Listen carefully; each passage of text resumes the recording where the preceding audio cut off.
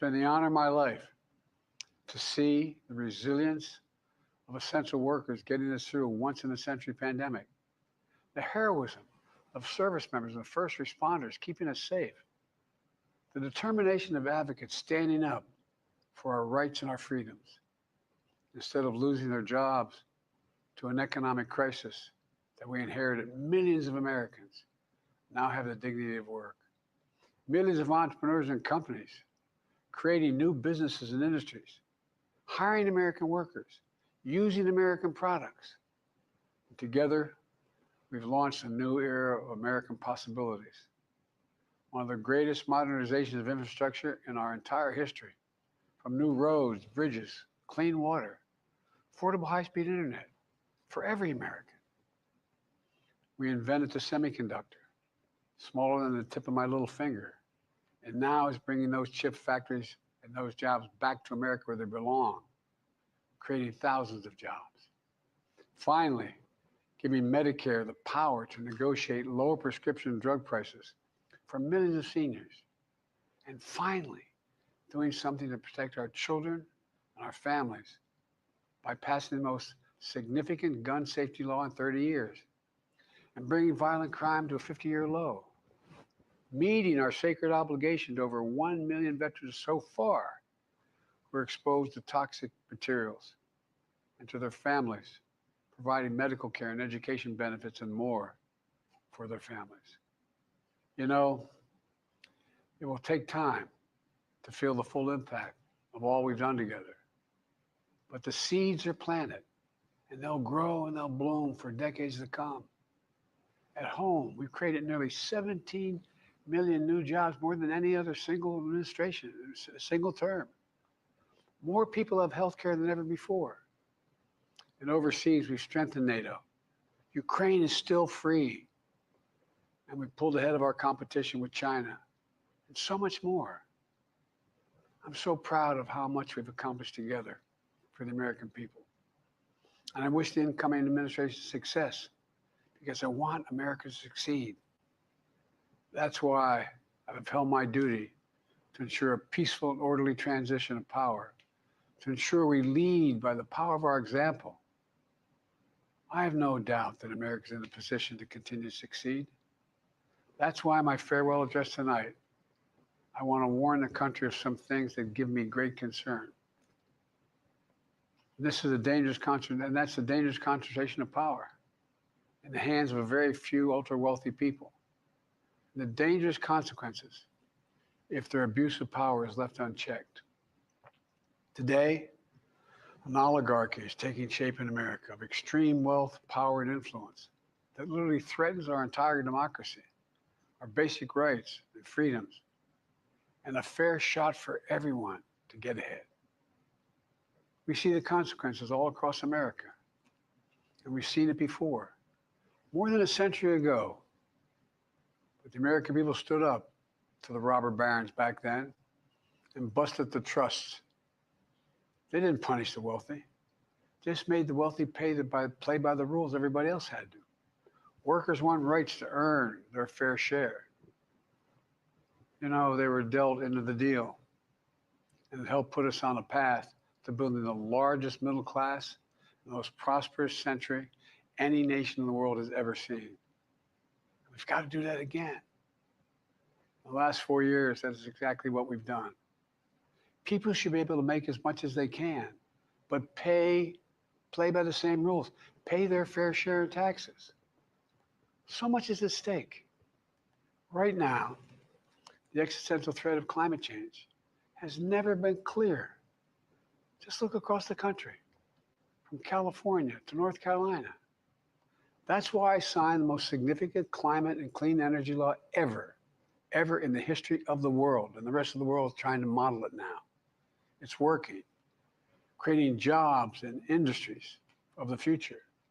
Now, we've proven we don't have to choose between protecting the environment and growing the economy. We're doing both. The powerful forces want to wield their unchecked influence to eliminate the steps we've taken to tackle the climate crisis, to serve their own interest for power and profit. We must not be bullied into sacrificing the future the future of our children and our grandchildren. We must keep pushing forward and push faster. There's no time to waste. It's also clear that American leadership in technology is an unparalleled source of innovation that can transform lives. We see the same dangers of the concentration of technology, power, and wealth. You know, his farewell address, President Eisenhower spoke of the dangers of the military-industrial complex.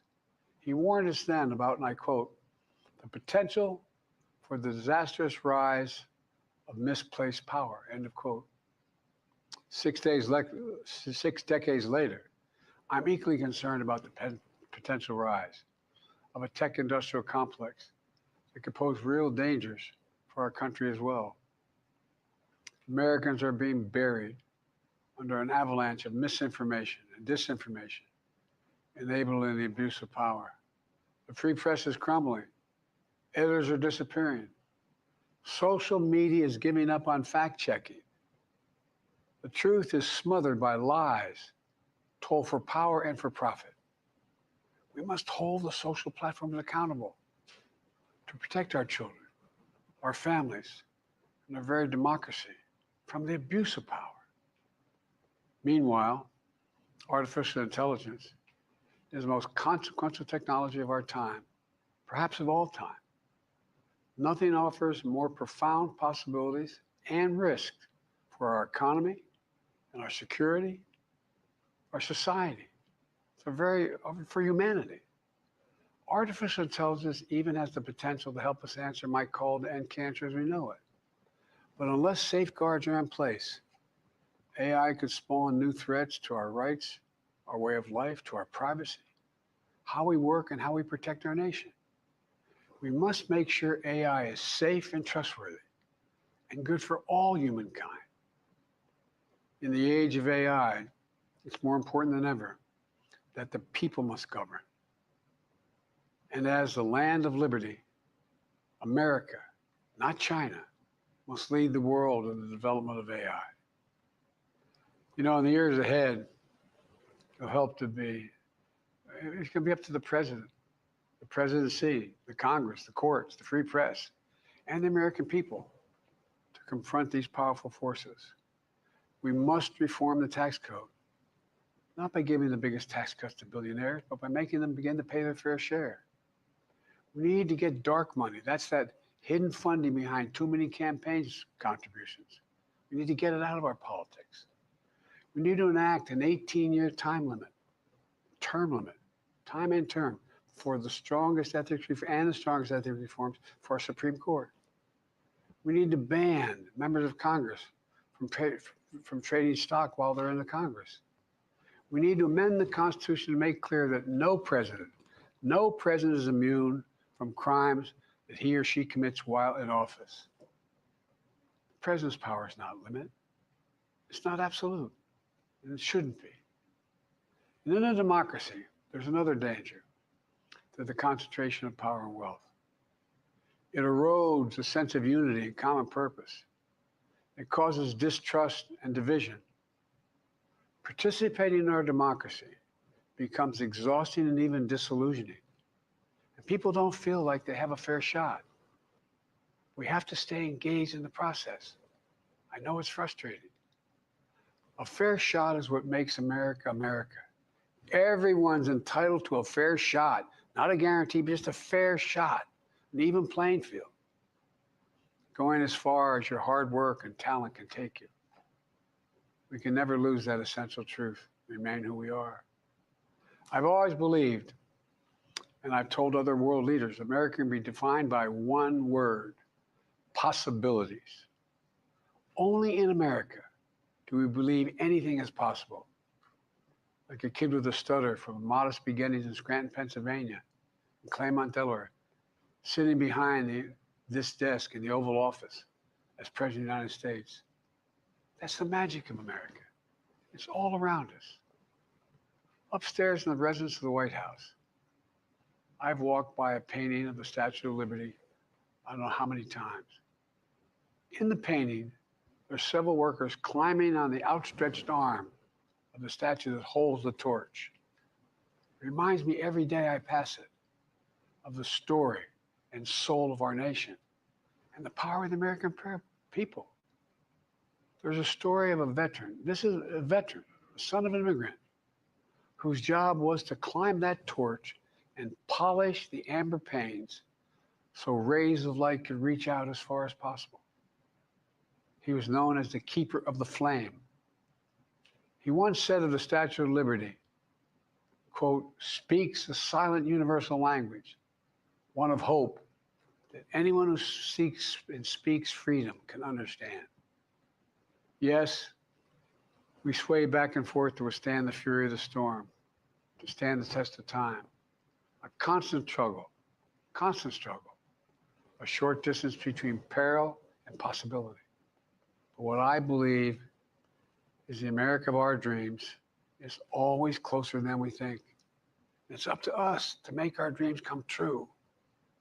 Let me close by stating my gratitude to so many people, to the members of my administration, as well as public service and first responders across the country and around the world. Thank you for stepping up to serve. To our service members and your families, it's been the highest honor of my life to lead you as Commander-in-Chief. And of course, to Kamala and our incredible partner, the historic Vice President. She and Doug have become like family. And to me, family's everything. My deepest appreciation to our amazing First Lady who's with me in the Oval today, for our entire family. You're the love of my life and the lives of my love. My eternal thanks to you, the American people. After 50 years of public service, I give you my word. I still believe in the idea for which this nation stands. A nation where the strengths of our institutions and the character of our people matter and must endure. Now it's your turn to stand guard. May you all be the keeper of the flame.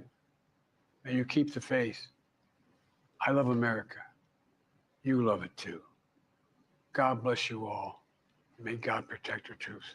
Thank you for this great honor.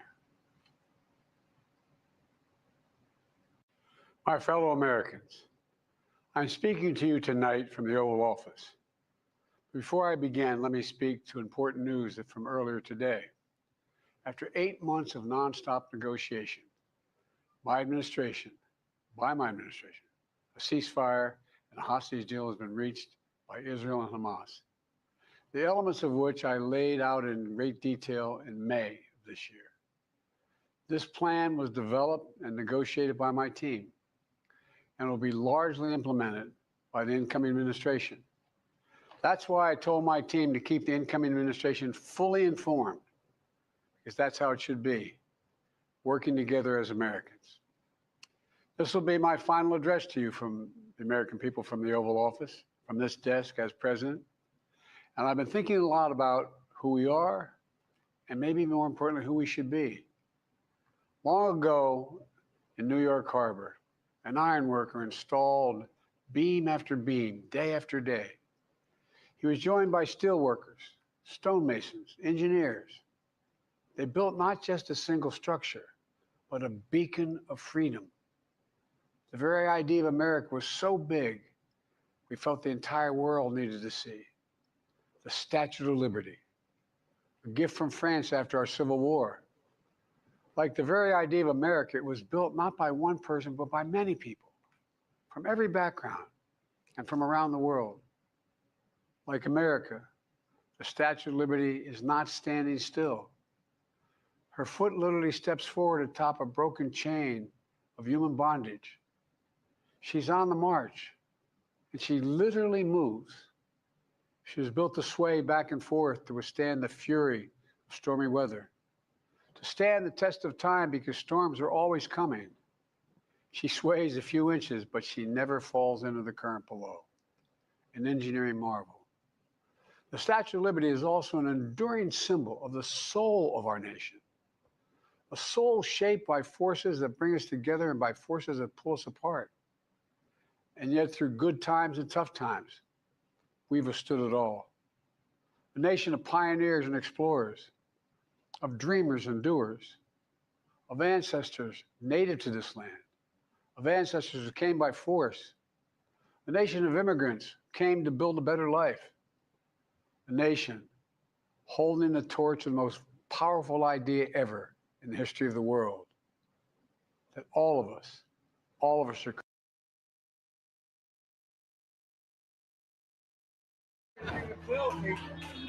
There you go.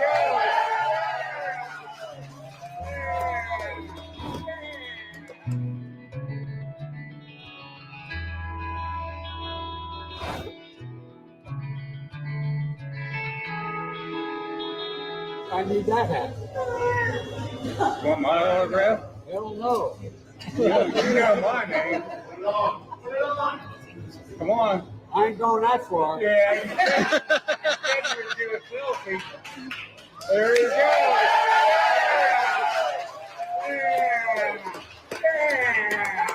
Hey, I'm proud of you now. Huh? Just remember,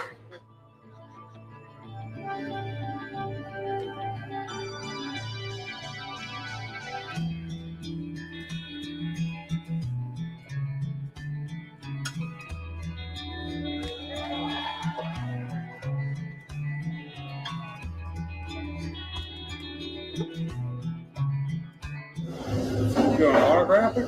oh, sure, I'll go. Huh? Yeah. You remember your name?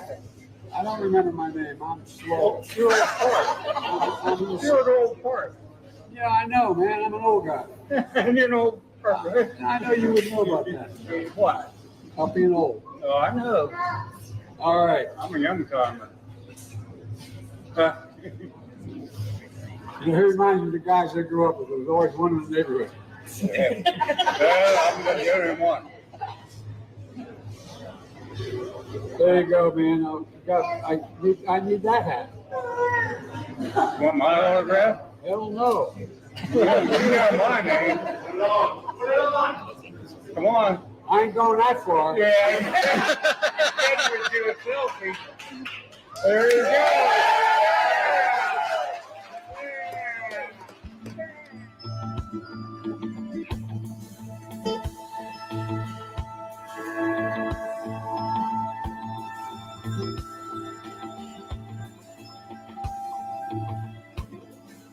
Dignity of work. Millions of entrepreneurs and companies creating new businesses and industries, hiring American workers, using American products.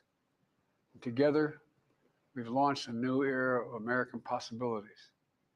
One of the greatest modernizations of infrastructure in our entire history, from new roads, bridges, clean water, affordable high-speed internet for every American. We invented the semiconductor, smaller than the tip of my little finger, and now is bringing those chip factories and those jobs back to America where they belong, creating thousands of jobs. Finally, giving Medicare the power to negotiate lower prescription drug prices for millions of seniors. And finally, doing something to protect our children and our families by passing the most significant gun safety law in 30 years and bringing violent crime to a 50-year low, meeting our sacred obligation to over 1 million veterans so far who are exposed to toxic materials. Easy to swear at you. We've got news that Rashid Sunak is now the prime minister. You're trying your best, but it never feels like enough. What a stupid son of a bitch. But guess what? We got a lot to do.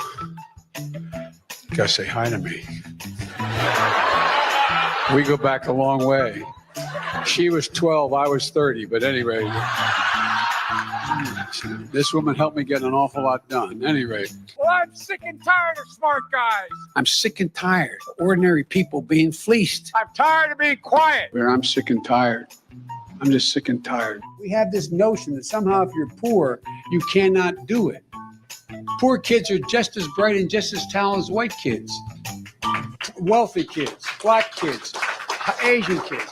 No, I really mean it, but think how we think about it. I'm sorry it takes so long, guys, but everyone knows I like kids better than people. I like kids better than people. Everybody knows I like kids better than people. Look at them. Now, very important thing I told my daughter and granddaughters, no serious guys who are 30. Okay. Right? No what? No serious guys who are 30. I'll keep that in mind. People are waiting for relief. I got them $1.9 trillion relief so far. They're going to be getting checks in the mail that are consequential this week for childcare. A lot has been happened already, number one. Number two, I'm going to fight like heck. Just remind them, I wrote the bill on the environment. Why would I not be for it? Guess what? Employers can't find workers. I said, yeah, pay them more. This is an employees bargaining chip now. What's happening? They're going to have to compete and start paying hardworking people a decent wage. Unchain Wall Street. They're going to put you all back in chains.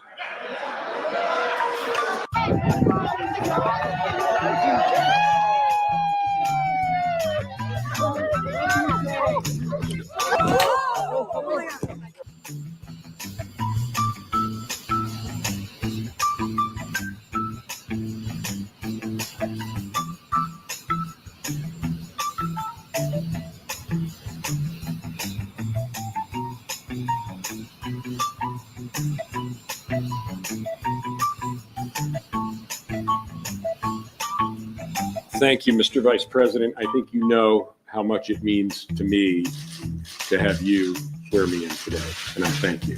Trust and confidence. I've got a lot of thanks to give out here. First and foremost to my perfect wife, Stephanie, my wonderful son, Will, and my daughter, Ava, already mentioned. And you guys can sit at the edge or what? I don't want you to have to stand all along, but it's up to you. By the way, he gave me permission to touch him. All right.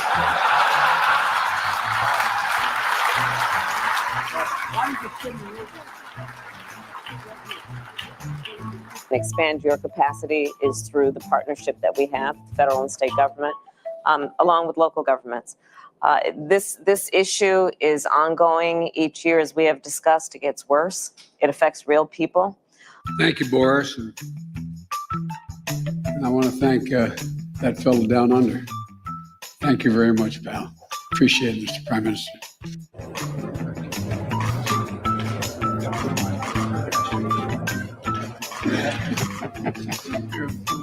No matter what their cost, 2, 10, 12, 15. Oops, stepping on them. It's black. Anyway. Oh, man, this is boring. Isn't this boring? Charlie, this is boring. Come on. I call on you to commit to concrete actions to stop the destruction of this magnificent planet. This conference is one of the most important meetings in history. On behalf of we, the 15, I ask you. Please welcome Prime Minister of Italy, Mario Draghi.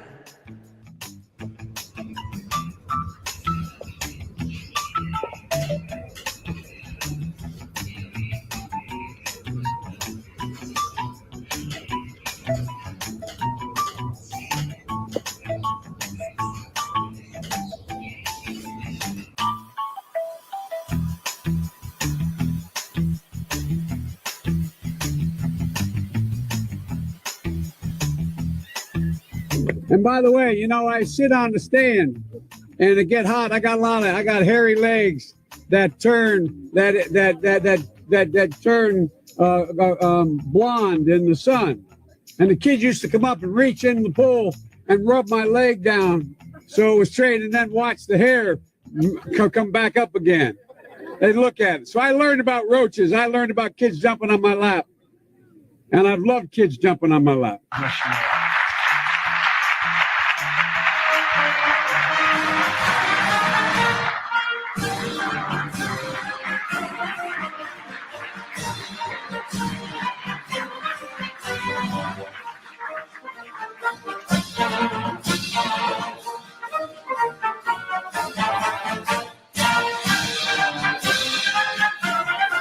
By the way, I very much worry about this guy's biceps. His biceps are big as my calves. Look at this. There's a man. I hope we're on the same side. He's Russian. I don't care who he is. He's got some real biceps. We call them guns.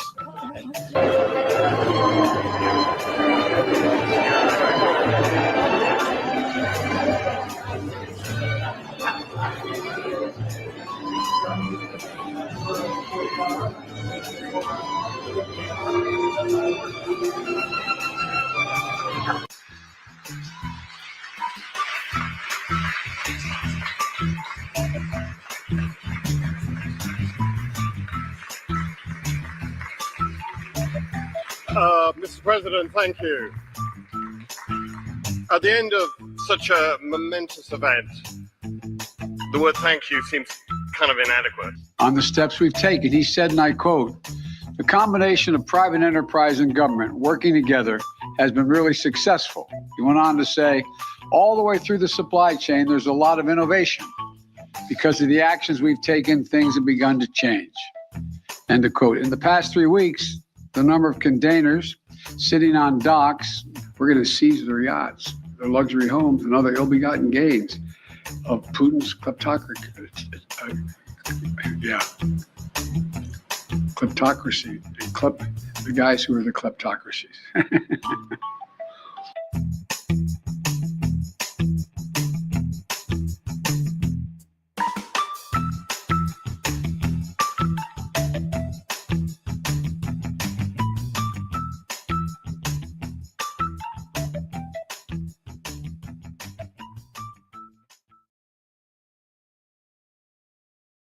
And since I've changed the law, what's happened? I've changed it in a way that now you're in a situation where there are 40% fewer people coming across the border illegally. That's better than when he left office.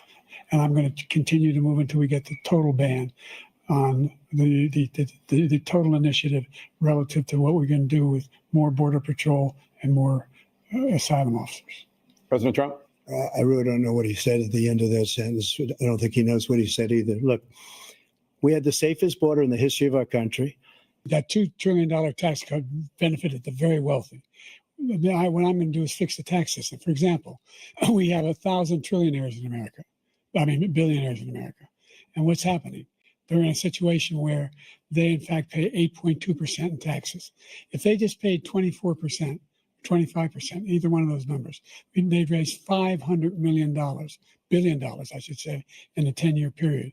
We'd be able to wipe out his debt. We'd be able to help make sure that all those things we need to do, child care, elder care, making sure that we continue to strengthen our healthcare system, making sure that we're able to make every single solitary person eligible for what I've been able to do with the the COVID.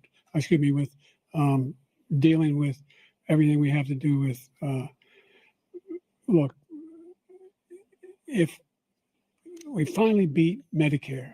Thank you, President Biden. President Trump? Well, he's right. He did beat Medicare. He beat it to death, and he's destroying Medicare because all of these people are coming in. They're putting them on Medicare. They're putting them on Social Security. They're going to destroy Social Security. This man is going to single-handedly destroy Social Security. As far as the abortion is concerned, it is now back with the states. The states are voting. In many cases, it's frankly a very liberal decision. In many cases, it's the opposite. But they're voting, and it's bringing it back to the vote of the people, which is what everybody wanted, including the founders, if they knew about this issue, which frankly they didn't. But they would have. Everybody wanted brought back. Ronald Reagan wanted it brought back. He wasn't able to get it. Everybody wanted it brought back, and many presidents had tried to get it back. I was the one to do it. And again, this gives it the vote of the people, and that's where they wanted it. And just 1 second, he said we killed 3 people. The people we killed are al-Baghdadi and Soleimani, the 2 greatest terrorists, biggest terrorists anywhere in the world. And it had a huge impact on everything, not just border, on everything. He's the one that killed people with the bad water, including hundreds of thousands of people dying and also killing our citizens when they come in. We are living right now in a rat's nest They're killing our people in New York, in California, in every state in the union, because we don't have borders anymore. Every state is now a border. I went to the World War II cemetery, World War I cemetery he refused to go to. He was standing with his four-star general, and he told me, he said, I don't want to go in there because they're a bunch of losers and suckers. My son was not a loser, was not a sucker. You're the sucker. You're the loser. President Trump? First of all, that was a made-up quote, suckers and losers. They made it up. It was in a third-rate magazine that's failing, like many of these magazines. He made that up. He put it in commercials. We've notified him. We had 19 people that said I didn't say it. And think of this. Who would say I'm at a cemetery or I'm talking about our veterans? Because nobody's taken better care. I'm so glad this came up and he brought it up. There's nobody that's taken better care of our soldiers than I have. To think that I would, in front of generals and others, say suckers and losers. We have 19 people that said it was never said by me. It was made up by him, just like Russia was made up, just like the 51 intelligence agents are made up, just like the new thing with the 16 economists are talking. It's the same thing. 51 intelligence agents said that the laptop was Russia disinformation. It wasn't. That came from his son, Hunter. It wasn't Russia disinformation. He made up the suckers and losers, so he should apologize to me right now. Four-star general standing to your side who was on your staff who said you said it, period. That's number one. And number two, the idea that I have to apologize to you for anything along the line. We've done more for veterans than any president has in American history. The crimes that you are still charged with, and think of all the civil penalties you have. How many billions of dollars do you owe in civil penalties for molesting a woman in public, for doing a whole range of things, of having sex with a porn star on the night while your wife was pregnant? I mean, what are you talking about? You have the morals of an alley cat. Do your minute, sir. I didn't have sex with a porn star. And the idea that he's talking about all this being fabricated, we saw with our own eyes. We saw what happened on January 6th. We saw the people breaking through the windows. We saw people occupying his own vice president. Look, there's a reason why 40 of his 44 top cabinet officers refused to endorse him this time. His vice president hasn't endorsed him this time. So why? Why? They know him well. They serve with him. Why are they not endorsing him? And by the way, with regard to prescription drugs, one company agreed that they would reduce the price to $35, which I was calling for, one, voluntarily. I made sure every company in the world, every pharmaceutical company, cannot have to pay. Thank you. And by the way, those 15 Nobel laureates he talked about being phony, those 15 Nobel laureates, economists, they all said that if Trump is reelected, we're likely to have a recession and inflation is going to increasingly go up. And by the way, worst president in history, 159 presidential scholars voted him the worst president in the history of the United States of America. What do you say to voters who have concerns about your capabilities to serve? Well, I took 2 tests, cognitive tests. I aced them, both of them, as you know. We made it public. He took none. I'd like to see him take one, just one, a real easy one. Like go through the first 5 questions. He couldn't do it. But I took 2 cognitive tests. I took physical exams every year. And, you know, we knock on wood wherever we may have wood, that I'm in very good health. I just won 2 club championships, not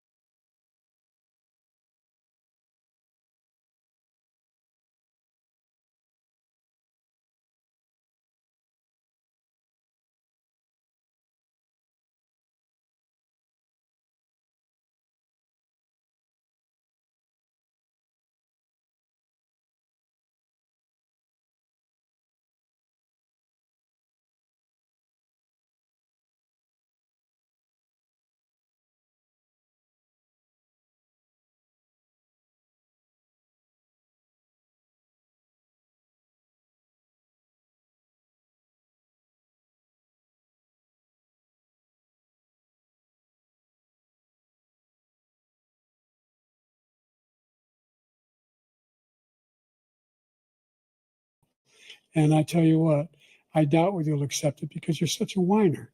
The idea, if you lose again, you accepting anything, you can't stand the loss. Something snapped in you when you lost the last time.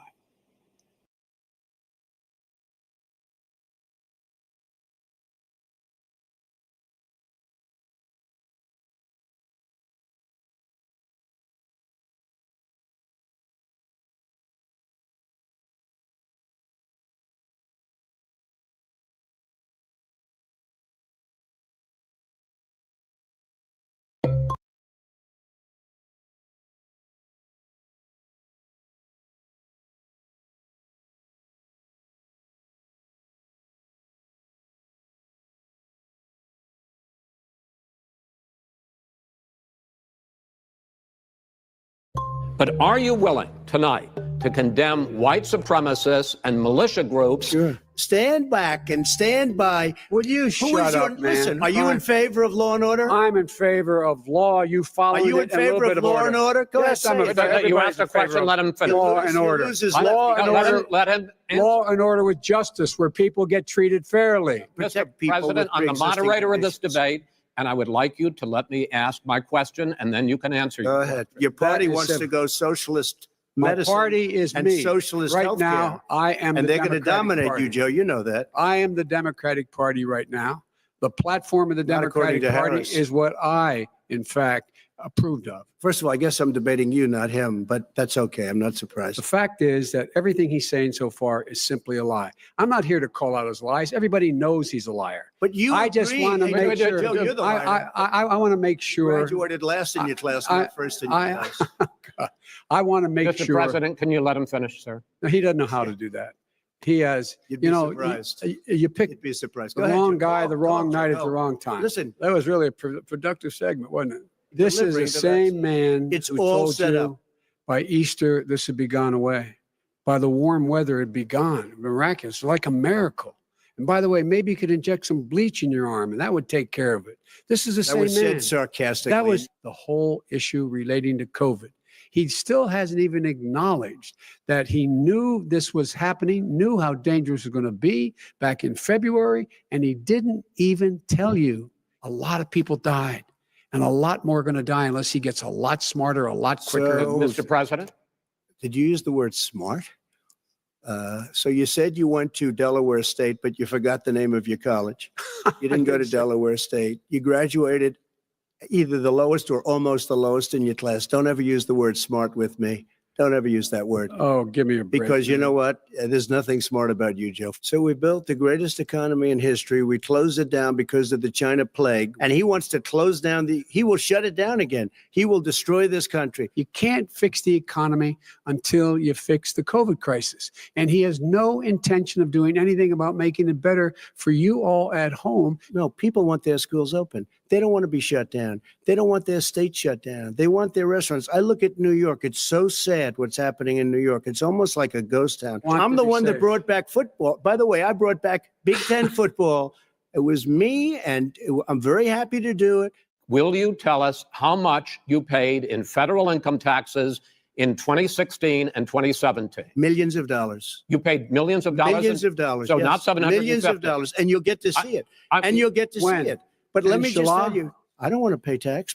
Before I came here, I was a private developer. I was a private business people. Like every other private person, unless they're stupid, they go through the laws, and that's what it is. Gentlemen, I hate to raise my voice, but I see it seems to be, why should I be different than the two of you? This is a president who has used everything as a dog whistle to try to generate racist hatred, racist division. And I'll tell you what, the people of this country want and demand law and order, and you're afraid to even say it. But look, the vast majority of police officers are good, decent, honorable men and women. They risk their lives every day to take care of us.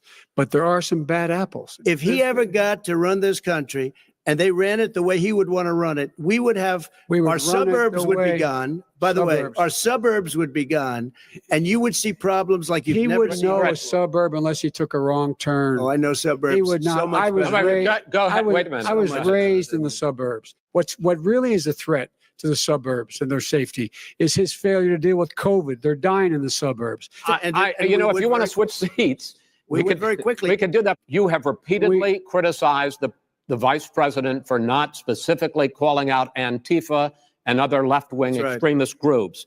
But are you willing tonight to condemn white supremacists and militia groups and to say that they need to stand down and not add to the violence in a number of these cities, as we saw in Kenosha and as we've seen in Portland? Sure, are you I'm willing prepared to do that, specifically but do it? Well, go ahead, sir. I would say almost everything I see is from the left wing, not from the right wing. So what are you saying? I'm willing to do anything. I want to see peace. Then do it, sir. Say it. Do it. Say it. Do you want to call him? What do you want to call him? Give me a name. Give me a White name. supremacists and Who would right you like me to condemn? White supremacists and right Proud Boys, stand back and stand by. But I'll tell you what. Somebody's got to do something about Antifa and the left. Under this president, we become weaker, sicker, poorer, more divided, and more violent. When I was vice president, we inherited a recession.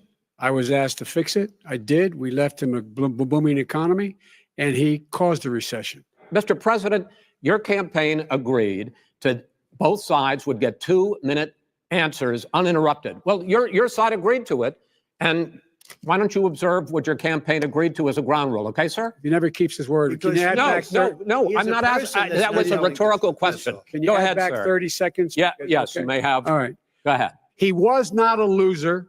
He was a patriot, and the people left behind there were heroes. Really? And I resent. Are you talking like about hell. Hunter? Are you talking about Hunter? I'm talking about my son, Bo Biden. You're talking about. I don't know Bo. I know Hunter. Yeah, you Hunter know got Bo. thrown. Hunter got thrown out of the military.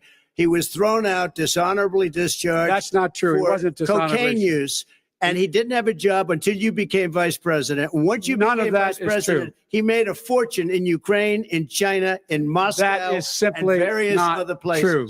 He My made a son, fortune, my son, and he didn't have a job. my son, like a lot of people we know at home, had a drug problem. He's overtaken it. He's fixed it. He's worked on it, and I'm proud of him. Do you believe that human pollution, greenhouse gas emissions contributes to the global warming of this I think planet? a lot of things do, but I think to an extent, yes. But I also think we have to do better management of our forests where they Not want true. to take out the cows too. Not That's not true either, right? He cannot stop you from being able to determine the outcome of this election. And in terms of whether or not, when the votes are counted, and they're all counted, that will be accepted. If I win, that will be accepted. If I lose, that'll be accepted. But by the way, if in fact he says he's not sure what he's going to accept, well, let me tell you something. It doesn't matter, because if we get the votes, it's going to be all over. He's going to go. He can't stay in power. It won't happen. It won't happen. So vote.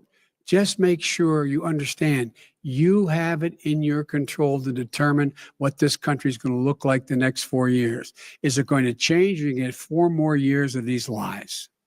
As far as the ballots are concerned, it's a disaster. A solicited ballot, okay, solicited is okay. You're soliciting, you're asking, they send it back, you send it back. I did that. If you have an unsolicited, they're sending millions of ballots all over the country. If it's a fair You're urging election, them what? I am 100% on board. But if I see tens of thousands of ballots being manipulated, I can't go along with that. Our military, they've been voting by ballots since the end of the Civil War, in effect. It's the same process. It's honest. No one has established at all that there is fraud related to mail-in ballots. It's already been established. President Trump, Vice President Biden, it's been an interesting hour and a half. I want to thank you both for participating.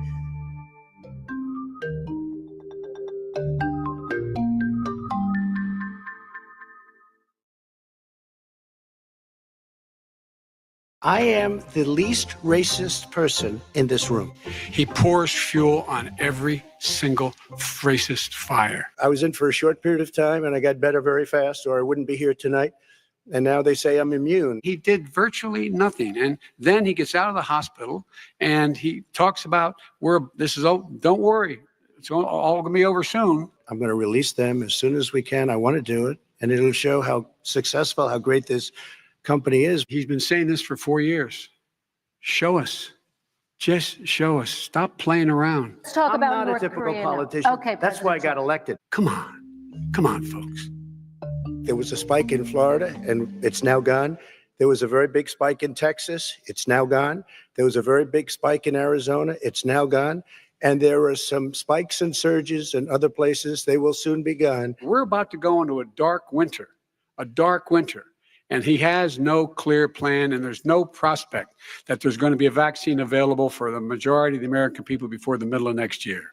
I can tell you from personal experience that I was in the hospital. I had it, and I got better. And I will tell you that I had something that they gave me, a therapeutic, I guess they would call it. Some people could say it was a cure. Come on. There's not another serious scientist in the world who thinks it's going to be over soon. What I would say is I'm going to shut down the virus, not the country. But you haven't ruled out more shutdowns. Do not open bars and do not open gymnasiums. Do not open until you get this under control, under more control. But when you do open, give the people the capacity to be able to open and have the capacity to do it safely. Putting up plexiglass is unbelievably expensive, and it's not the answer. I mean, you're going to sit there in a cubicle wrapped around with plastic. These are businesses that are dying, Joe. You can't do that to people. You just can't. Take a look at New York and what's happened to my wonderful city for so many years. I loved it. It was vibrant. It's dying. Everyone's leaving New York. As of tonight, more than 12 million people are out of work. Mr. President, why haven't you been able to get them the help they need? 30 seconds here. Because Nancy Pelosi doesn't want to approve it. I do. But you're the president.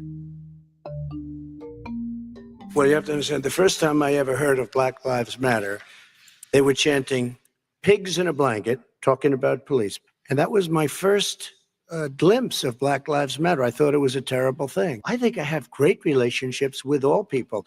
I am the least racist person in this room. And if you look, with the exception of Abraham Lincoln, possible exception, but the exception of Abraham Lincoln, nobody has done what I've done. Criminal justice reform. Abraham Lincoln here is one of the most racist presidents we've had in modern history. Come on. This guy has a dog whistle about as big as a foghorn. I didn't say I'm Abraham Lincoln. I said not since Abraham Lincoln has anybody done what I've done for the Black community. Why didn't you get it done? You had 8 years with Obama. You know why, Joe? Because you're all talk and no action. I ran because of you. Look at China, how filthy it is. Look at Russia. Look at India. I will not sacrifice tens of millions of jobs, thousands and thousands of companies because of the Paris Accord. Global warming is an existential threat to humanity. We have a moral obligation to deal with it. I know more about wind than you do. It's extremely expensive, kills all the birds.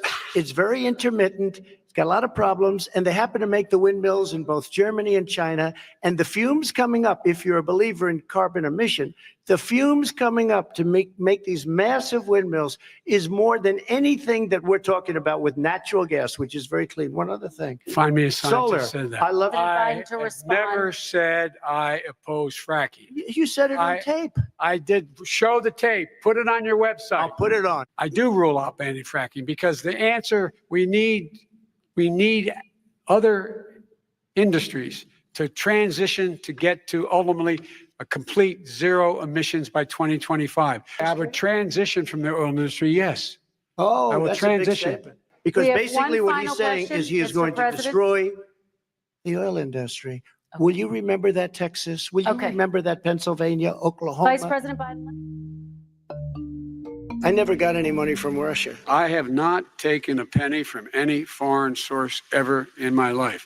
We learned that this president paid 50 times the tax in China, has a secret bank account with China, does business in China, and in fact is talking about me taking money. I have released all of my tax returns, 22 years. Go look at them. 22 years of my tax return. You have not released a single solitary year of your tax return. What are you hiding? I'm going to release them as soon as we can. I want to do it, and it'll show how successful, how great this company is. But much more importantly than that, people were saying $750. He's been saying this for 4 years.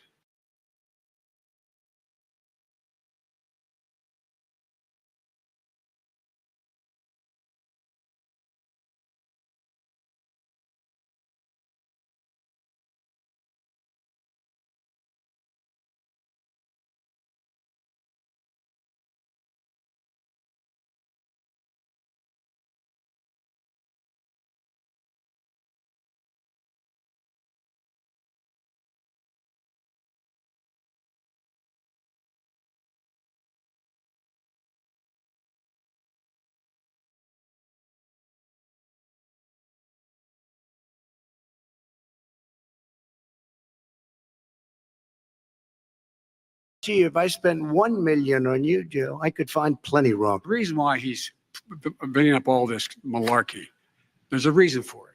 He doesn't want to talk about the substantive issues. It's not about his family and my family. It's about your family. And your family's hurting badly. If he's elected, the stock market will crash. Where I come from in Scranton and Claymont, the people don't live off of the stock market. Any country, no matter who it is, that interferes in American elections will pay a price. They will pay a price. And it's been overwhelmingly clear this election, I won't even get into the last one, this election, that Russia has been involved. There has been nobody tougher to Russia.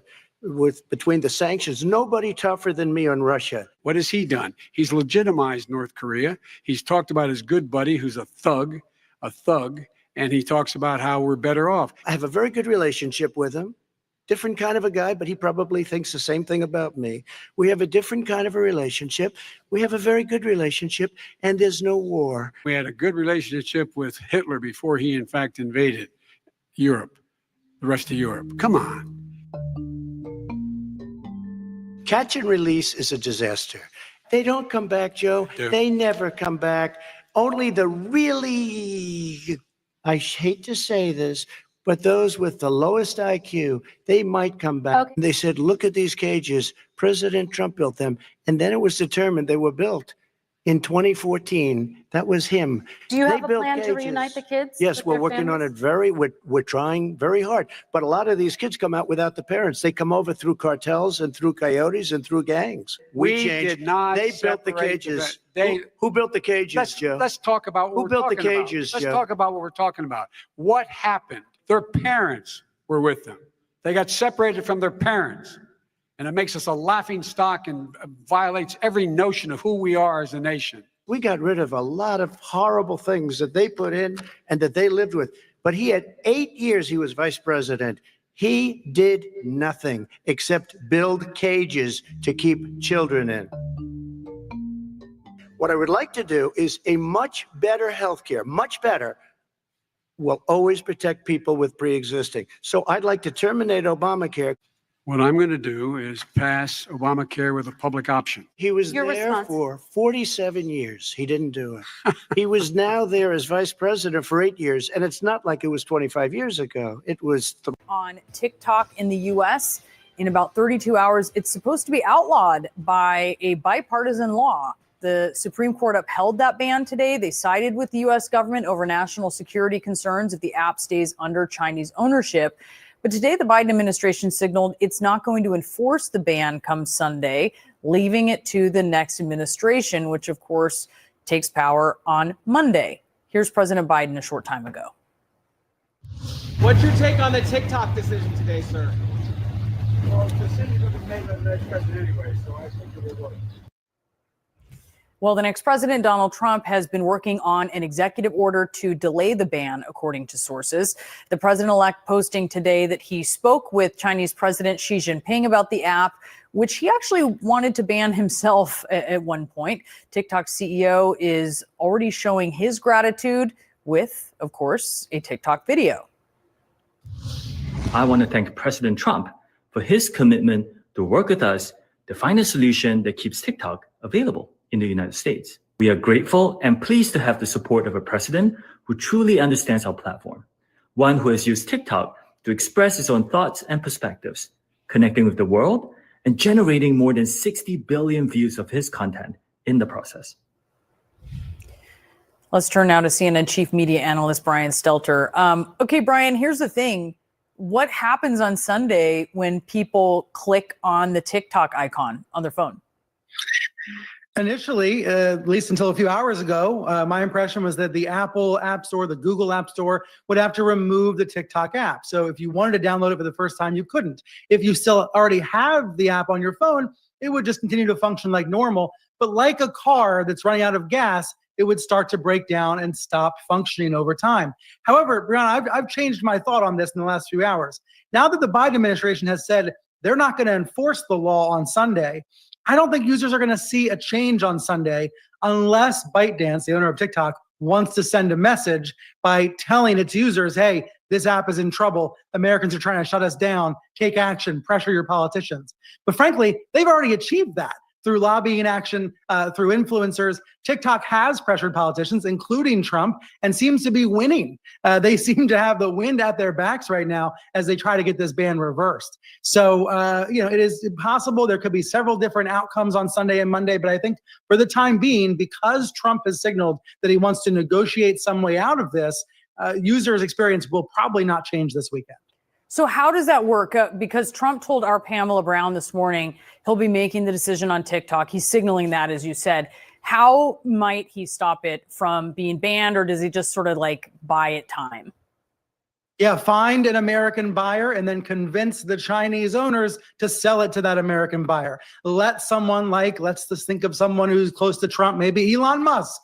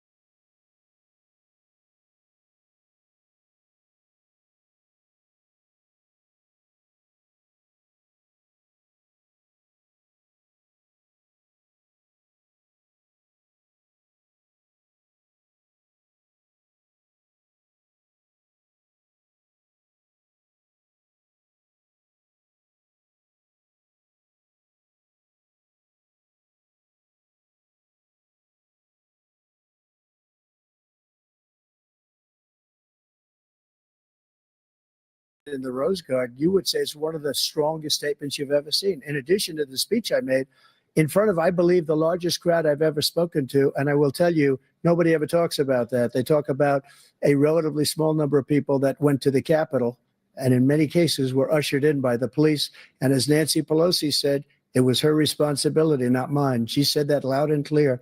But the answer is, if the election is fair, free, and I want that more than anybody. And I'll tell you something. I wish he was a great president, because I wouldn't be here right now. I'd be at one of my many places enjoying myself. I wouldn't be under indictment because I wouldn't have been his political opponent. Because he at 3 o'clock, the program will start. President Trump to speak at 5, but a lot of coverage until then. Once again, there's the U.S. Capitol building. The rotunda is where President Trump will be officially inaugurated, where he will swear the oath of office, where he will officially become the 47th president of the United States.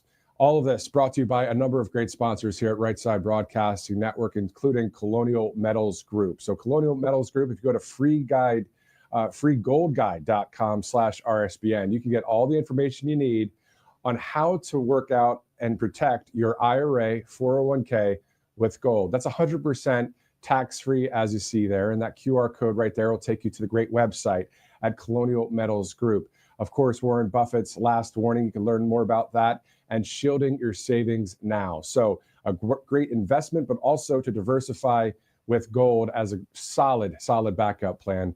freegoldguide.com/RSBN. Also, one of our other sponsors today, Republican Red Winery. So if you go to Republican Red Winery or republicanred.com, you get a lot more information on all of the types of wines that they sell. We're hearing good reports from reviews, and also the fact that you can get a discount by using the RSBN promo code. A bit later today, I will show you the actual couple bottles that we have here, closed bottles, of course. We've got the Golden Age sparkling wine there, and also the 45 to 47 Pinot Noir. We'll be showing you that a little bit later today. The discount code RSBN. As it is now just 2 minutes after the top of the hour, once again, nice and cloudy and cold there in Washington, D.C. It looks like there's going to be that Arctic blast on its way, and snow as well. Washington expecting a bit of a wintry mix today and possibly a few inches of snow. I would rather leave that to RSBN's Christina Loren when she's on a bit later to share the forecast, as she is a meteorologist, was a meteorologist in mainstream media, but I'll leave it to her for the the 24 to 48 hour outlook there, but we definitely know it's going to be freezing, below freezing. And then the wind chills just definitely bone chilling, as they say. So even in the South, expecting some snow next week. So we're monitoring all of that, but more importantly, monitoring today's event, which is the rally in the United States of America Capitol, the nation's capital, where the Washington Capitol hockey team and the Washington Wizards basketball team and the Mystics and the WNBA, they play their home games there at the arena. That arena is going to get a lot of great use for MAGA and also for we the people and the majority of this country that voted for President Donald J. Trump. So again, today, the rally will be held there. I want to share with you a few of the acts that will be performing at the program when it starts a bit later. Before I get to that, again, just want to let you know, over the next few hours, we'll be going to RSBN's Bobby McNeely and Megan Kohler and Christina Loren as they see people in line outside of the arena, getting ready to see this great performance by a number of people, and then also hearing from the soon-to-be 47th Commander-in-Chief. So once we hear from we the people and everyday America, that's what this network is all about. That's what President Trump is all about. And that's what our founding documents, of course, were all about. We the people. So as many of you may be on the way to church in a little bit, or maybe at church right now and we're watching this on replay, thanks so much for watching here on Right Side Broadcasting Network. We thank you for watching on Rumble and also on some of the other platforms out there. So, all right, so Kid Rock will be performing today, Billy Ray Cyrus, the Village People, Lee Greenwood, and the Liberty University Choir. So that will be all taking place today. If you missed last night's program over at the Trump National Sterling Golf Course in Virginia, there was about 15 minutes of just nonstop amazing fireworks, a great display there as President Trump and his wife Melania were there looking on, his family in the crowd as well. And Christopher Macchio was there singing some great songs, some great moments there. So if you missed any of that, you can also find some of that on our Truth Social and on our X page where we have clips of that. You could also go to Rumble and rewatch some of that as well. But just a great moment yesterday with President Trump and Melania Trump looking on. And I wonder what was going through President Trump's mind at that point when it was a great music being sung and, you know, the world watching and him being the leader of the free world. He's probably thinking about all the things that are going to get done for this nation that he is ready to go to take care of. And he has already started that golden age in America, even though still being president-elect. As you guys have seen, so many great actions for the country, and we're looking forward to more of the same and even better over these next 4 years. All right, so it's 6 after 10. We'll be going out there to DC here soon. We want to get back here to the specifics on today's program. So again, Kid Rock, Billy Ray Cyrus, the Village People, Lee Greenwood, and the Liberty University Choir will sing. President Trump slated to take the stage at about 5 o'clock Eastern. We'll see if it's exactly at 5, maybe a little bit before, a little bit after, just depends on how everything's going there. And we are, as you know, we're about 26 hours, let's be honest, 25 hours and 54 minutes until President Trump is going to be sworn in as the 47th Commander-in-Chief. So at high noon tomorrow, Monday, January 20th, Martin Luther King Day, a powerful, powerful moment in time. How exciting is that? How great is that? To be able to witness that history right here on Right Side Broadcasting Network as we see President Trump sworn in putting his hand on the Bible and then sharing that oath with the American people to defend the Constitution, that he would swear to do this, that he is dedicated and swearing an oath to the country. It's going to be great to see here on Right Side. Also, one of our other great sponsors is Kalshi. So as you guys may know, Kalshi has a number of questions or things that you can trade or bet on, all legal right there, Kalshi. So it says Trump bans TikTok, 87% chance it says. Let's see here. What else is on there? Will Trump create a national Bitcoin reserve this year? It says 63% chance. Now, that's an interesting question there. I mean, this can come up with, anybody can come up with these questions. So we know already President Trump this morning saying, save TikTok, save TikTok. So President Trump wants TikTok to be around. I know it's down right now here in the States. So again, Kalshi, though, so many great things you can trade or bet on. Just scroll through the app there. I'll look at the website to give that to you as well. I believe it is Kalshi.com. So definitely check them out. I'm going to double check there for you right here on the fly, Kalshi.com. And that's exactly what it is. So go to that website, Kalshi.com. All right, approaching 10 a.m. Eastern as we're getting ready to go out there to Bobby and Megan as we possibly take a live look there in Washington. Maybe if there is a vantage point of the White House, it'd be great to see that as well, as we know that that will be President Trump's home starting tomorrow. As soon as he's sworn in, it's officially his house once again. This is a live picture from outside Capital One Arena as we get ready to go to RSBN's Bobby McNeely and Megan Kohler and Christina Loren.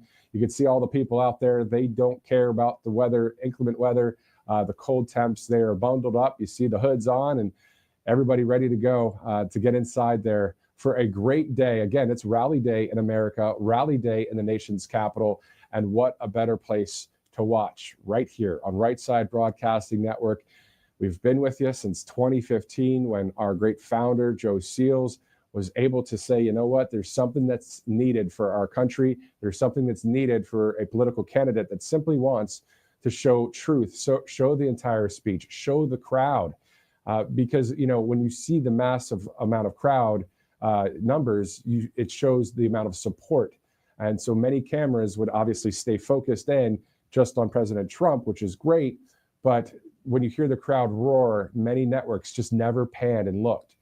Maybe they panned a little bit, but they didn't definitely turn that thing 360. So when we started to do that back in 2015, it's only grown since then. I joined the network in 2022, but I've known about Right Side for a number of years. And as Bobby said, and others have said at the network, we're just happy to be a part of a conservative network that is about freedom, truth, common sense, and strength. And we the people. This is what it's all about right there. All of us together watching a great program today and a great event as President Trump, again, will be speaking today at Capital One Arena. It's a beautiful arena. I've been there for a Washington Capitals hockey game as well. It's just a great, great indoor venue.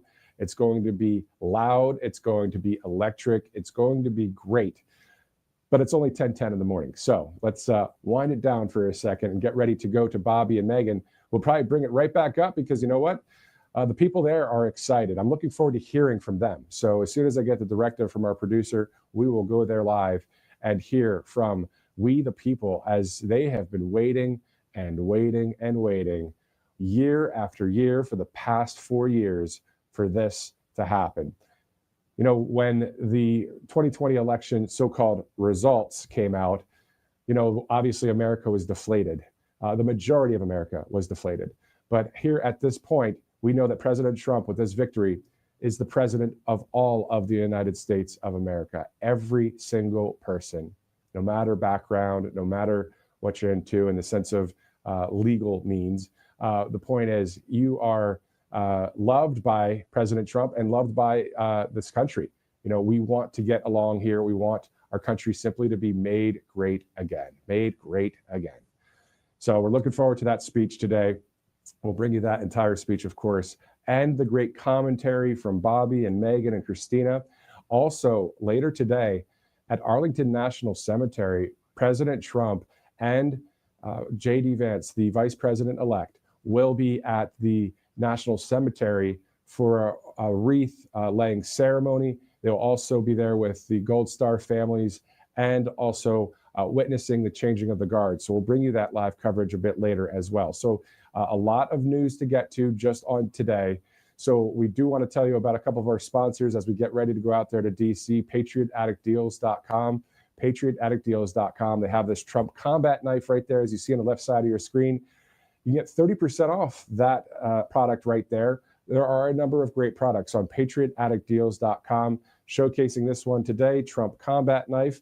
Our sponsor telling us about this knife, saying, of course, that you can get 30% off on that product right there. So patriotaddictdeals.com. Go ahead and go over there, buy some MAGA gear, and especially since President Trump won, great to have that, especially over the next 4 years when I know we just celebrated Christmas, but it'll be great to have those kind of gifts coming up, maybe birthdays, anniversaries, celebrations, that kind of thing. So once again, you're looking live there at the number of great people waiting in line.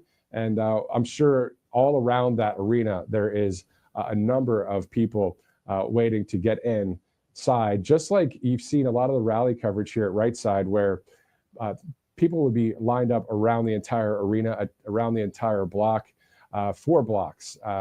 Because I remember reporting in Johnstown, Pennsylvania, and the arena was here, and then you look, and the people were it almost seemed like for miles. It was probably about a mile, but it's just a lot of people. So speaking of going there to Washington, D.C., let's go now to RSBN's Bobby McNeely and Megan Kohler, who join us live right now from outside Capital One Arena. Matthew Alvarez, we'll see you in a bit.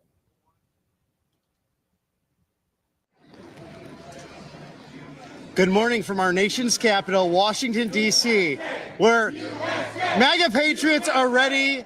In roughly 26 hours, Donald Trump will be sworn in as the 47th president of the United States. I'm Bobby McNeely with my lovely co-host, MAGA Megan Kohler, outside of the Martin Luther King Library and Catholic Charities. And clearly, the MAGA patriots want Trump. You have heard the people speak. The 2024 election, a landslide for Donald Trump and J.D. Vance. Trump supporters have been swarming the streets outside of Capital One Arena since probably around 6 a.m. It is absolutely flooded with people. Tens of thousands of Trump voters have gathered around this arena to see our dear president getting sworn in tomorrow. And this victory rally on Inauguration Eve is going to be one to see, one to celebrate, and it's going to be a beautiful day here in D.C. Very excited for a rally that has not really taken place since November 4th, the day before election, when President Trump had 4 big rallies to conclude his final arguments against the big bloated bureaucracy of the deep state, a progressive form of government slowly waning into the night in its final few hours as we say goodbye to President Joe Biden. And thank God for that. 50 years of so-called public service, but failure after failure. And now we have victory and success back in America. Some recent breaking news. We do have that plea deal in place with Israel and Hamas. 3 American hostages are coming home. Now, part of that deal, 30 more hostages will be released in the coming weeks, and 700 Palestinian Hamas fighters will be released back to the Hamas war effort. Now, a rabbi was on earlier speaking about the fact that President Trump coming in and the Trump effect should really have no worry over this agreement, although it does seem somewhat disjointed because President Trump and Bibi Netanyahu will not tolerate any more aggression from the terrorists. And simply, they want American and Israeli hostages back home. And President Trump is all about America first. He cares about our U.S. citizens worldwide. He cares about getting those Americans back to the United States, and he will do whatever it takes to make that happen. And the rest of the world leaders around the globe, and of course, Hamas as well, they all know that Trump is not messing around. So as soon as he gets in office, we'll see what happens with that.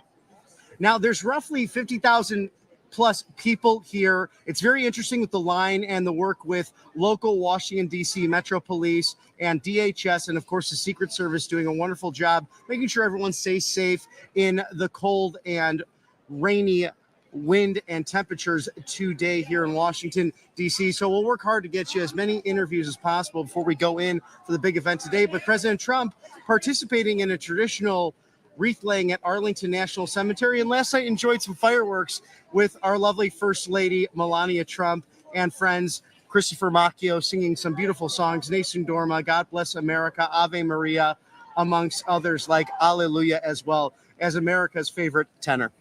We've had some beautiful ceremonies and traditions going on the past few days here in D.C., and we've been showing you what's been happening on the street. Lots of exciting events coming up, and we've seen some beautiful performances from wonderful singing groups. And like you said, last night was beautiful. Today's going to be the Arlington ceremony at the cemetery, so that's going to be cool. And then of course at the rally today, it's going to be a huge party. I mean, people are already singing and jumping up and down in the streets, chanting USA. People are excited to see RSBN, and it's going to be a wonderful day here at Capital One Arena. This easily might be one of the biggest rallies we've ever seen, coming together to celebrate President Trump and his incredible victory. Again, only the second person in history to serve 2 non-consecutive terms as president of the United States. And think about this, Megan. I mean, going back 4 years ago at this time, he's banned from Facebook, banned from Twitter, and then patriots fight back online to preserve that freedom of speech, whether it's True Social,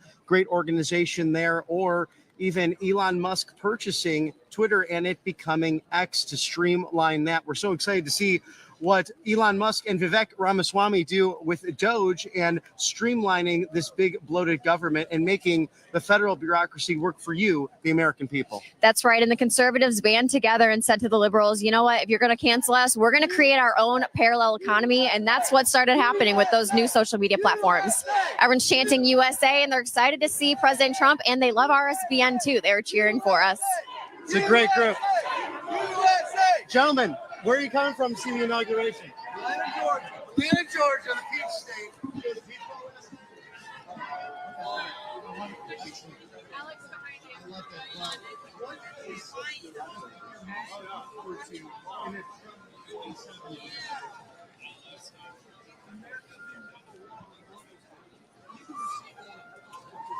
Joe Biden's sleeping in the corner. He's in the back, but Trump wasn't. He was pushing his way to the front. We're looking forward to America being back, in the driver's seat. And we saved America in the process. Was excuse here as the vendor goes by. It's always a fun time when we're on live TV. Sure, that'd be great. Us Bears fans sometimes we don't know what direction we're going as Bears fans. We're trying to get there, but we'll see what happens. Now, Georgia was crucial, the Peach State, to winning a second term for President Trump. What are you seeing on the ground with your neighbors that may swing that back to being traditionally a red state? Go ahead. Well, we're seeing people that sat it out in 2020 that are traditionally conservative, that we couldn't get them to the polls. But now we're seeing, after they've seen what could happen, if they stay at home, we're seeing them come out. Voting makes a difference. Yeah, it really does, right? Because I was a resident of the Peach State the last 3 years, ran for state representative myself, and we're so excited to see Kelly Loeffler and Doug Collins will be in the cabinet for President Trump, of course, upon Senate confirmation. In certain cases, it looks like Marco Rubio will be the first confirmed by the Senate to be in place as the Secretary of State. And is there something you're looking at with the administration from a domestic point of view as a young person, especially for the future of this country? Well, I think it's really important we confirm Kash Patel as FBI director. He will really just clean up a lot of the mess that we've seen as far as like the FBI being weaponized. I think it was in Virginia where they were putting parents that were attending school board meetings on some kind of watch list, like, concerned citizens are a threat. Well, now Christopher Wray is back on his way to Georgia, most likely having a home in Vinings. But now we have an acting FBI director taking over today before Kash still has to have his Senate hearings and then get confirmed as well. But father and son, I presume, what are you most excited about sharing this together, 2 generations of MAGA? Just creating memories. I can remember, Ronald Reagan with my dad and just having that to reflect back on. 40 years later, we'll have tomorrow. This will be much more frigid inside the Capitol Rotunda, something, again, the Gipper and the People's President both share in common. So, gentlemen, really enjoy this weekend. Enjoy your travels and be safe. And God bless the great Peach State of Georgia. A wonderful place to live. Absolutely. And we'll sneak on a little bit over down here and say hi to more friends. How's everyone going today? Oh, we're gonna toss to a quick sponsor right here. But are you excited to see President Trump and the MAGA rally that's going to be in Washington, D.C. just a few hours from now? Absolutely.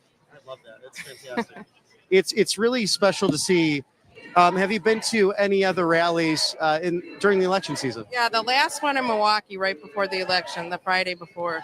Oh, fantastic. Yeah. And that was a very high energy, wasn't it? That last one. Amazing, yeah. So absolutely. It's really exciting to see that. Megan, do you mind pulling up the American Finance? The energy towards the end of that, there seemed to be a relief with the American people regarding leading up to the election. At least that's what we were seeing on the ground, that people were voting early. We saw a huge Republican turnout and a time when Republicans really weren't going to vote early. So if you don't mind me asking, how did you choose to vote yourself? I vote early. I voted early. We worked with Trump Force 47, so we were encouraging everyone to vote early. Yeah. And that was the way to do it. It seemed like they really got it done in that regard. We're going to turn over to Megan for American Finance, a quick sponsor read, and join some more Patriots in a moment. The average person is finding it difficult to pay expenses every month, and in most cases, there's nothing left over to cover any extras. Most aren't getting any big raise, expenses are up, and it's very hard to manage without grabbing for credit cards. If you're a homeowner and you're frustrated with that cycle, I need you to make a 10-minute, no-obligation phone call today to my friends at American Financing.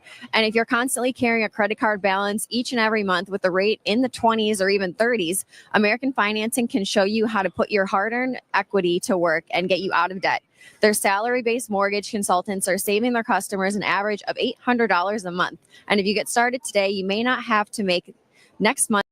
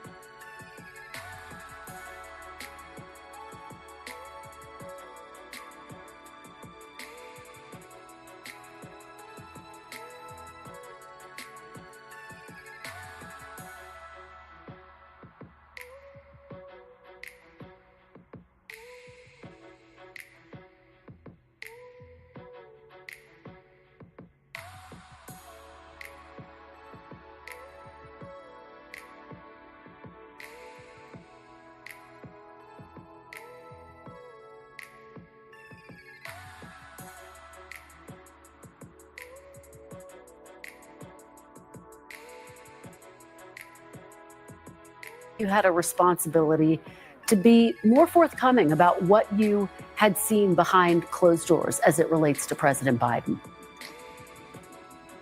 What I saw behind closed doors was a president who was working hard to get things done, to deliver for the American people on infrastructure, on driving down the high price of life-saving prescription drugs, on bringing domestic manufacturing jobs back home to the United States of America. It's important to understand that President Biden inherited 3 different catastrophes on day one: a democracy catastrophe, a public health catastrophe, and an economic catastrophe, all at the same time, and worked hard to put America in the strongest possible position moving forward. Leader Jeffries, very quickly, with President Biden set to leave the White House on Monday, who do you think is the leader of the Democratic Party right now? We're going to work hard as House Democrats to get things done for the American people. We'll have a DNC chair election at the end of this month. We look forward to, of course, working with our colleagues in the Senate and Democratic governors across the country in order to present a vision that is inclusive, that is decisive, and that is anchored in making life better for everyday Americans moving forward. And then we'll put it in the hands of the American people in 2 years. All right, Leader Jeffries, thank you so much for joining us. We really appreciate having you on this very significant Sunday. Thank you.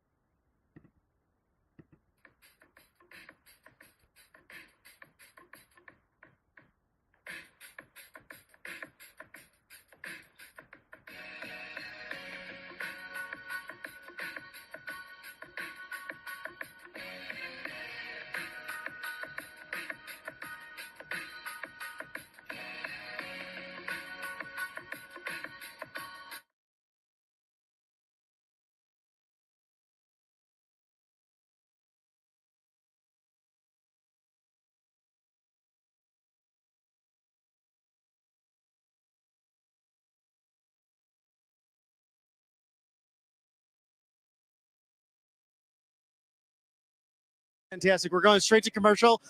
Oh, we're actually, excuse me, we're going to go to Kalshi, one of our great sponsors here at Right Side Broadcasting. And we're so thankful to all our sponsors here at the network so we can give you unbridled access. So good to see you here at Right Side Broadcasting. Of course, we bring you everything. We bring you before, during, and after of the rally in and of itself. And we are so excited for less than 24 hours now, President Trump will be back in office as the 47th president of the United States.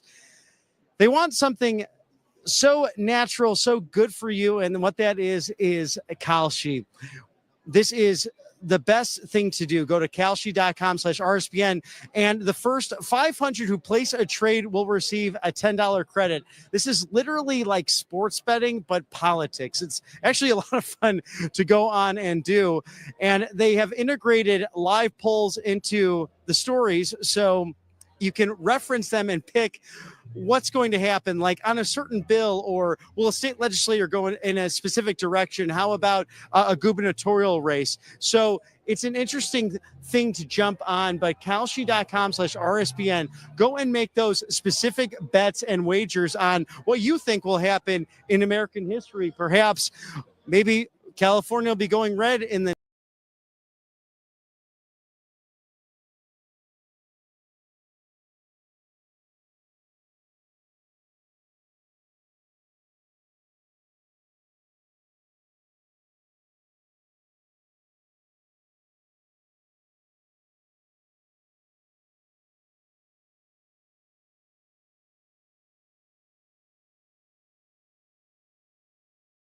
there are for immigrants on the whole Come on, try getting it out. Try getting it out. I'll get it out. I mean, I don't know if you're going to put this on television, but you don't even know what you're talking about. Try getting it out. Go ahead.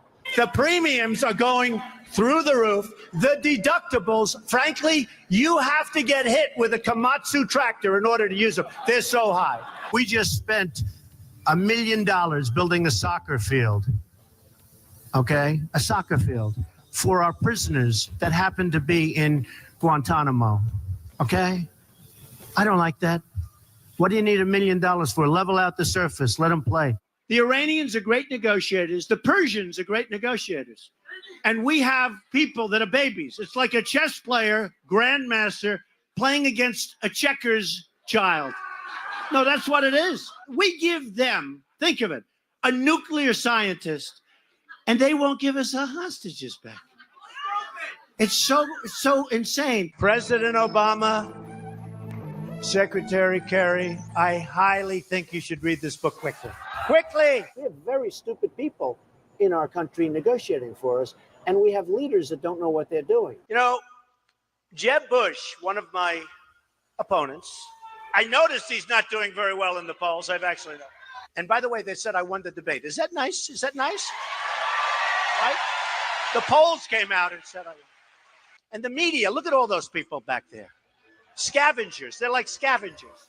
They'll probably say the crowds were about equal. Oh, they were equal. But that's the way they are, very dishonest. CNN is terrible. CNN. You're with CNN? Are you with CNN? You people do not cover us accurately at all. So they have a few protesters outside, and they have thousands of people. And the first question from CNN is about protesters. So what I'm going to do is span out. Show them the crowd, press.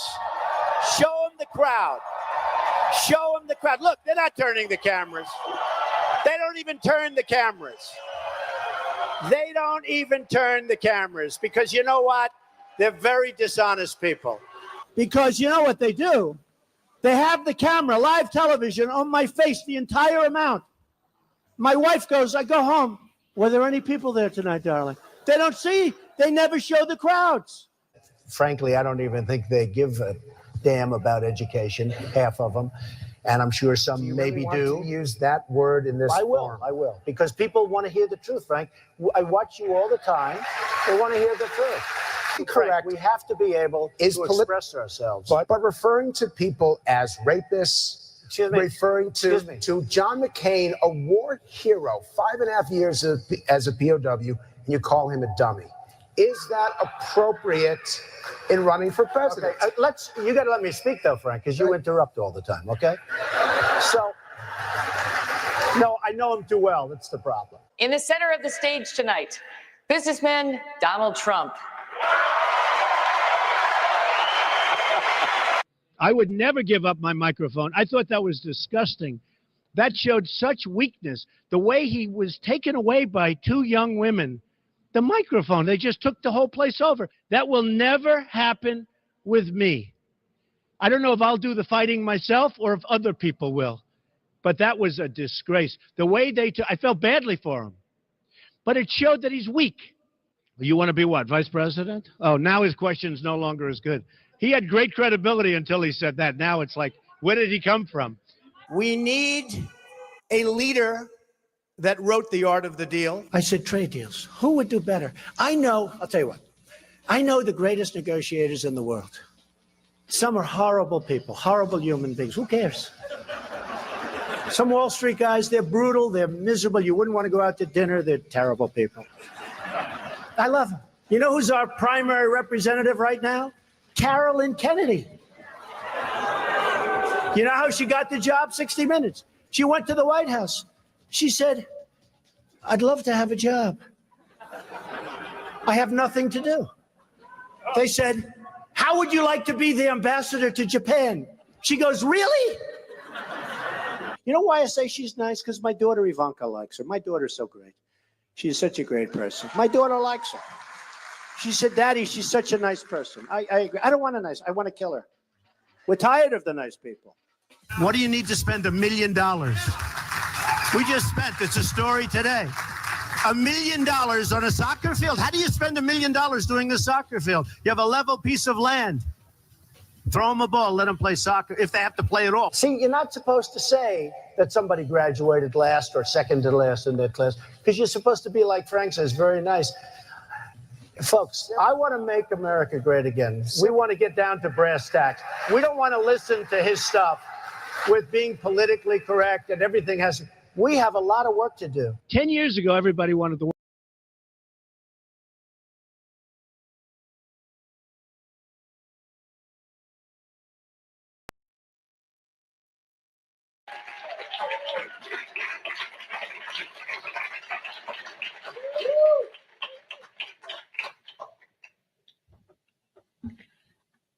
Good afternoon, everyone. I want to first extend a big thank you to the Black Economic Alliance for convening this incredible event and for allowing me to say a few words. I'm witnessing the best and the brightest minds here in America, leaders in business and the law and government and journalism. It's an honor and a privilege to be with you this afternoon. And also I can see in the audience some of my friends from Brooklyn. I knew they would say something. All of you are in.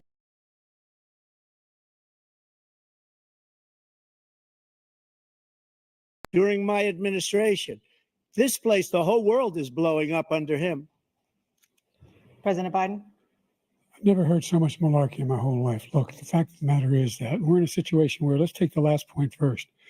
Iran attacked American troops, caused brain damage for a number of these troops, and he did nothing about it. Recently, not when he was president. They attacked. He said they're just having headaches. That's all it is. He didn't do a thing when the attack took place, number one. Number two, we got over 100,000 Americans and others out of Afghanistan during that airlift. Number three, we found ourselves in a situation where, if you take a look at what Trump did in Ukraine, this guy told Trump, do whatever you want and do whatever you want. And that's exactly what Trump did to Putin, encourage him, do whatever you want. And he went in. And listen to what he said when he went in.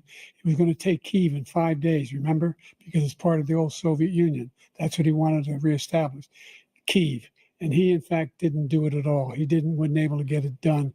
And they've lost thousands and thousands of troops, 500,000 troops.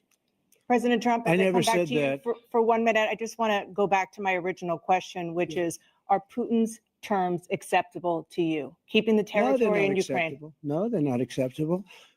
But look, this is a war that never should have started. If we had a leader in this war, he led everybody along.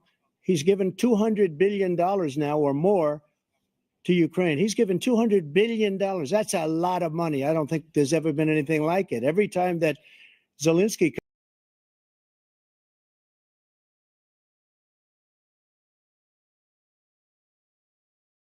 We had an exclusive, Mara, about why isn't Michelle Obama was mysteriously absent from Jimmy Carter's funeral, and now she's skipping Trump's inauguration. Is there some connection between these two events? Well, you know what, there is.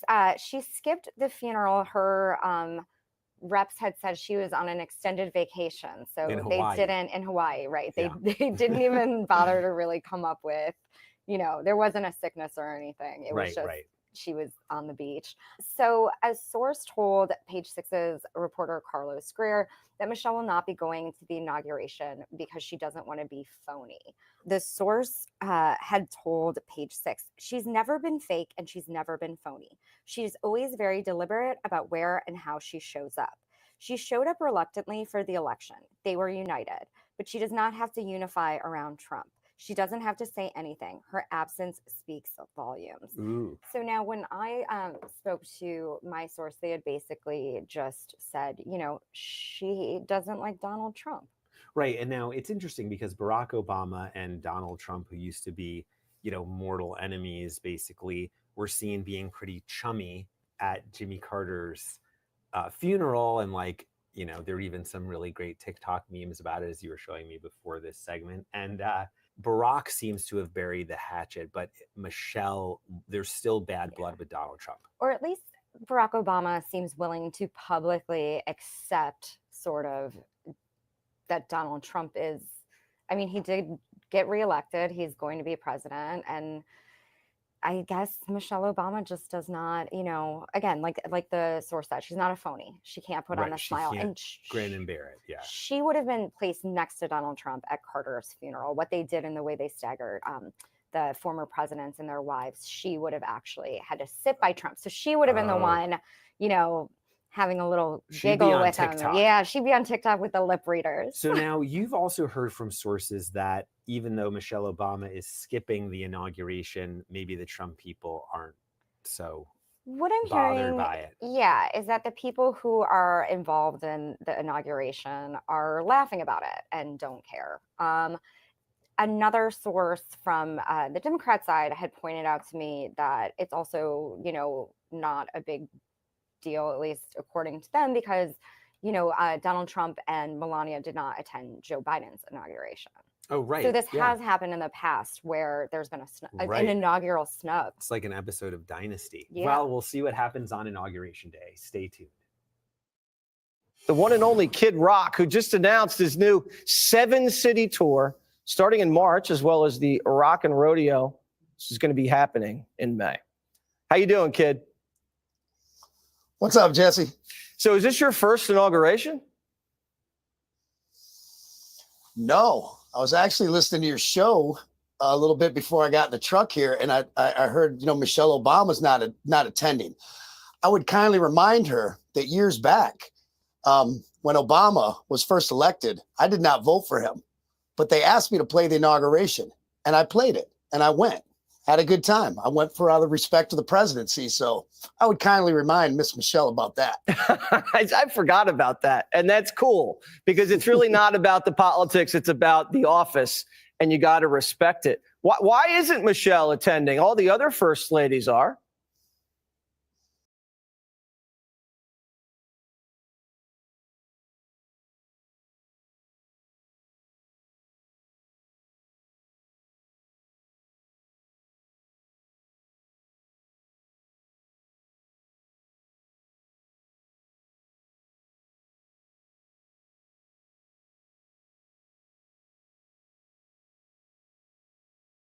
Opinion, but their love of religion, family, and community.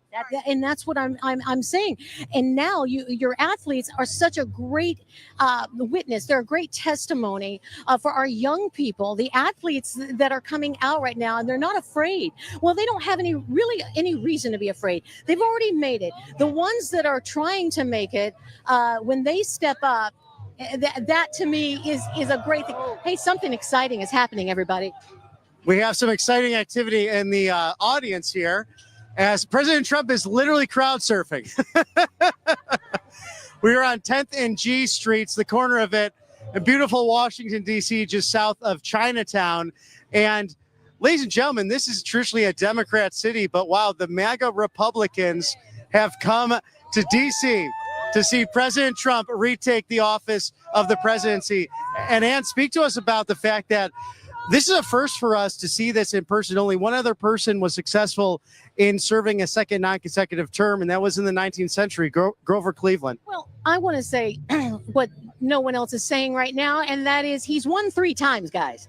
So he just didn't have to be in the White House for the last 4 years. I can say it.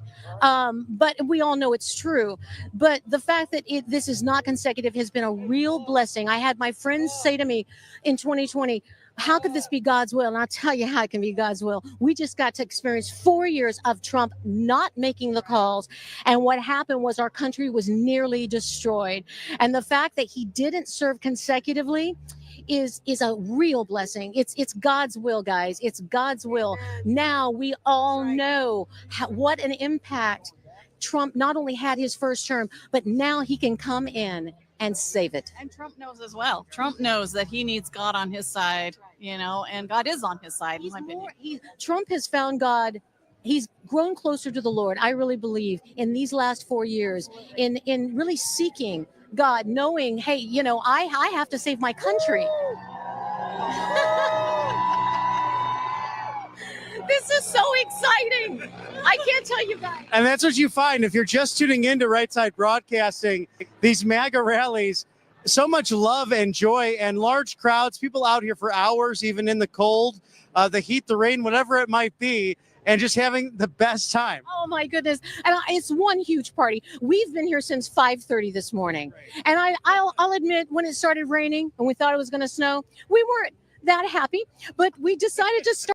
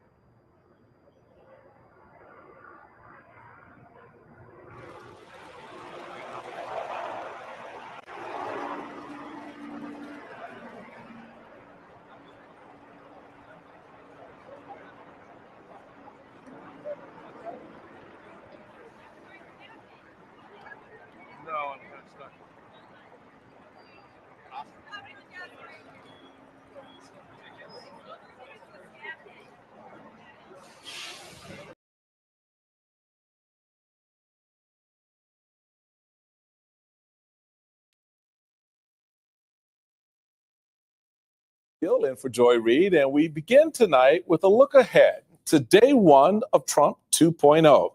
The Biden administration is in its waning days, and in just 3 days, Donald Trump will be inaugurated as the 47th president.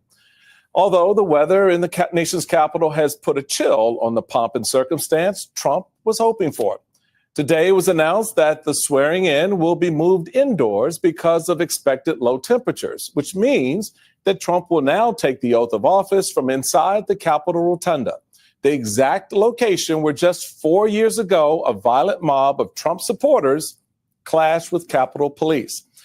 Now, despite the small change, one big thing will stay the same. At the stroke of noon Monday, the administration of Joe Biden and Kamala Harris will end, and the era of Donald Trump, 2.0, will begin. On the campaign trail, Trump made a lot of promises about what he'll do on day one.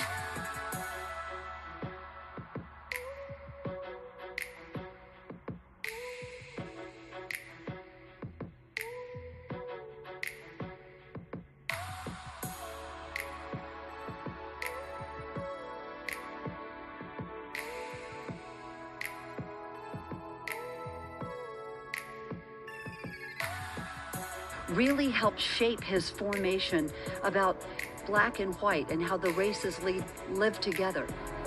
Rachel was the one who worked side by side with me in the field, and she could pick twice as much cotton in a day as I could, but she would give me guidance on how to be a better worker. Is my black butt, am I okay? Is your white butt okay? Sit your $5 ass down. Are y'all able to like see it real good? Is y'all in jail? Are y'all in jail? Oh my God! Y'all in jail! Look at that! Go back to your rear. Sit down. I know. Look at that white goat. Oh, they are so cute. Oh, look, there's a black one. Black one. Because I'm black.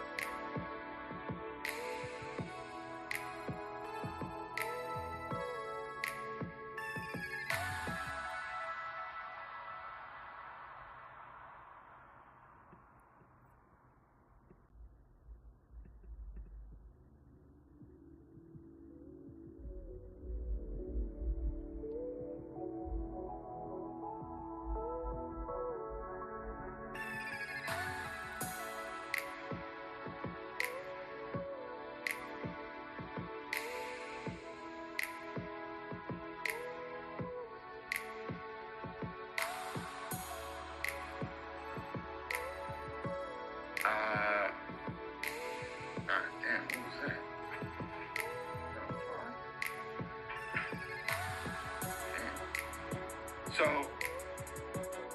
that's a moth. God damn it. Fuck out of here. Really, yeah.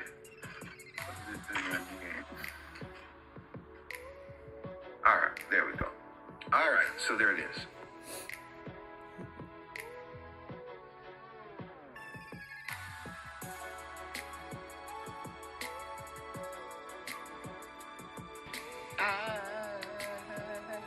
Al Green.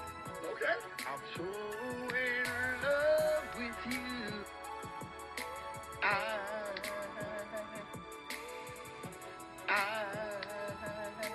Al Green. Okay. I'm so